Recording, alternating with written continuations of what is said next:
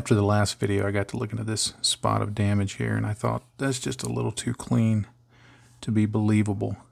So what I want to do is rough up the edges just a little bit.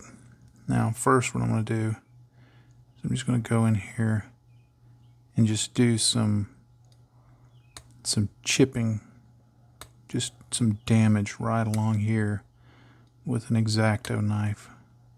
I'm just going to keep picking away at that edge to just rough it up a bit, maybe spread it out into the surface a little bit, make the wound a little deeper, I guess you'd say, a little bigger, but just get that edge looking kind of rough.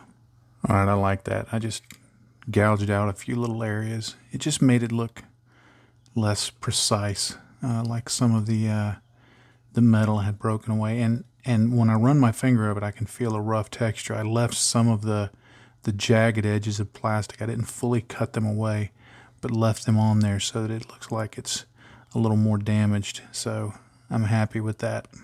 Now what I want to do is I want to mask over this area so that when I put the texture on, it won't go on there. So it'll appear as if, I'm hoping, as if the texture was blown off, was shredded away as the round hit. All right, and you can see how that looks. Once I put the texture over it, if I need to trim the texture back any, I can do that with a knife, but I thought that would give a definite kind of demarcation point, and I'm hoping there's going to be enough, I guess you'd say, height of the texture that when I pull that away, it'll look a little more obvious. Of course, down the road, I'll do some painting and chipping effects and rust effects and all of that that'll make that stand out even more. At least that's the theory.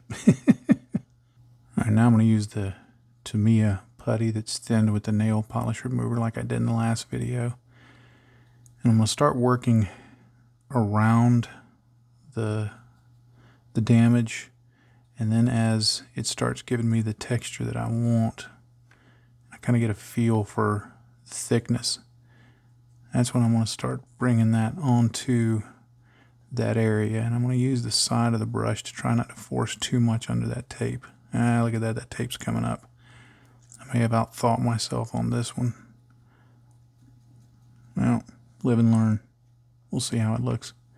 All right, well, with the tape lifted off, that's how it looks. It's not quite the dramatic effect that I wanted, but I may play with it a little bit, gouge it with a knife, set it on fire, something like that, and see if I can make it look a little more like what I want. But if it stays like that, I can live with it.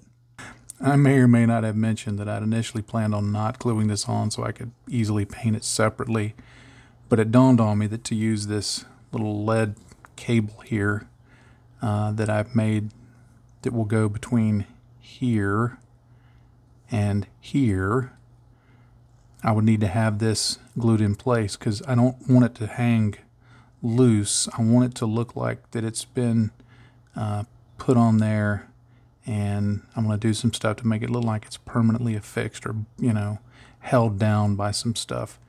This is one of those times that I wish I had 3 hands, but I don't. So I'm dipping the end of this cable in super glue, and I'm going to just stick it straight in there.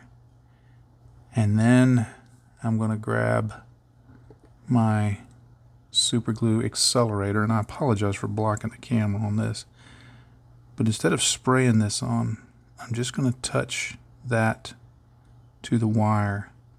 Now, what I'm going to do is I'm going to use a Q-tip to bend this down. I think I can get it because I want it to conform to the detail or to the shape a bit. And then I want to see where the point is that it's going to need to be glued to the surface. This is what I call progressive gluing.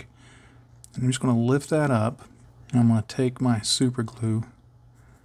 I'm using black super glue so that I can channel my inner Martin Kovac from Night Shift Scale Models. If you don't subscribe to his channel, you need to. Trust me. He's doing, in my opinion, the best work that you're going to find on YouTube currently. for modelers. Although he's recovering from breaking his leg. So Martin, if you're watching this, thankfully he's a patron. If you're watching this, I hope you're doing much better today, buddy. All right. Anyway, now that's glued on there. And what I can do now is I've got to clip off a little bit of this and try and feed it down into that hole. How much am I going to need? We'll clip off there. Now I have a feeling I probably should have done this before gluing that last part, but oh well. Alright, I've got that glued in there now. I had to get right up on it. I mean, I had to bend it and get my face right down on it. It stinks having fairly poor eyesight when you're trying to do precision work like this. But anyway, what I want to do now is about right here. I want to put down something like, because in my thinking, they took the original line and maybe it got cut or it broke or corroded or something, and they had to come up with, okay, we got to have some other line that goes here. And so they're using something that's a little different, but it still works. But they wanted to put some kind of clamp along right here just to hold it and keep it from flopping around and things like that. So what I'm going to use for this is this piece of lead foil. I'm just going to cut out something that's about the size I want for a clamp strip like that. Now what I'm going to do is place that over this and just see if it's the right size. So what I'm going to do is add some more super glue, and I'm going to put a little on the sides here. Now I'll carefully set it in place. Oh. All right, I apologize for not showing that fully on camera. I finally had to just get it right up to my face and get that thing on there. But you can see I've got this piece of lead foil clamped down over that wire so it looks like it's holding it in place. Now I want to do one more little step to try and add to or sell the notion that that's kind of a field rigged thing. I think I finally got this stupid thing as close to done as I can get it. Let me tell you what I did. I folded this piece of lead like I described previously around it, glued that down. I wanted to put some bolts on there. And what I ended up doing was using a piece of this lead that I had done for the wire, and I cut off the tiniest sliver of it and put it on my cutting mat here. And I used the end of an X-Acto knife to just push it flat. And then I glued it on there to represent bolt detail. Now you can see how that looks. It's not great. I'm going to have to go back once everything is fully cured and use some super glue debonder to clean that up. All right, I jumped ahead in the process. Well, I didn't jump ahead. I just did not film a little bit that said, now I'm going to prime the model. So now I can sit here and say, I primed the model. I primed it with this Mr. Mahogany Surfacer 1000. If there are any places that I don't paint, like underneath or up, these joints or up in any areas like that, and I miss it with paint, then it'll just appear as a dark shadow, and that's what I was going for here, is a dark color, not necessarily the beginnings of a rust color or a chipping color or anything like that. That's not my plan for the build or anything like that. Now, of course, another thing priming does is it shows you how the surface looks and do you need to do any more work. And happily, the seams appear to be closed up, and all of that looks good. The weld beads look pretty good, although I'd put some weld beads along these things, and then I looked at these little panel lines here and the way that is done, and I realized that looks like it should be something that would come off or swing open or something like that. So I pulled out my X-Acto knife and chipped away the weld beads along there and scribed that back in so that it would be consistent. Probably not that big of a detail, but I thought it was important to do it that way. That little area right here, it turned out okay. I had more problems cleaning up the super glue with the debonder than I thought I would. And from a distance, if you're 2 feet away, it looks okay. But when you get up close, it's not quite the same story. It's kind of rough looking. But when I get up close, I think, well, instead of looking like it's bolted on, it looks like it's just kind of a quick spot weld. That's my story. I'm sticking to it. So I guess that will work. Now I'm a little happier with how this damage here turned out.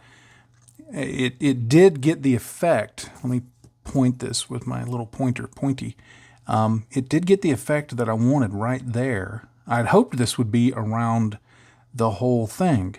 But now that I'm looking at it, I'm happy that I'm happy with it and only being part of it, because that's more random than if it were equally that way all the way around. So I thought that turned out pretty decently. But you can see in this up close view, it looks like damage. Once I get paint on there and some different colors and rust effects and maybe some burned effects, I'm not sure how old I want to make this damage. I think that'll look pretty good, but it was encouraging to me that it did do in that one place what I wanted it to do. So that's something I'm going to keep pursuing on future models to try and add some damage, but I'm pretty happy with how that turned out. All right, well, I know this has been a long, slow process, 3 videos just to get it primed, but like I said a couple of times, I think I have, I really want to show the process that I'm going through in detail. I want to show all the gory steps that I can, so that hopefully it will be helpful in seeing what I do on this model, and it may spark some ideas for you and what you want to do. It may just, okay, here's a whole bunch of things I don't want to do like this idiot does. So if that's how I'm being helpful, I'm okay with that. But next time, paint's going to go on, and I've still got to paint the pilot and the interior where his head goes. I just went back to my South Georgia, where his head goes. I'll paint that, so that'll probably be an episode or 2, because I'm planning on, because it will be open and seen, I'm planning on really getting in a lot of work on that, because I want to try and make it look good. I'm not good at painting faces, but the way you get good at painting faces is by painting faces. So I pick models that I need to paint faces. So anyway, that's going to do it for this episode. Thank you so much for being a supporter. As I say it all the time, but it's not just something I say. It's something I mean. Y'all are a blessing to me and my family and make this possible. So thank you very much. And I'm so very grateful that y'all support the work that I do. Happy day to you, friends. Bye-bye.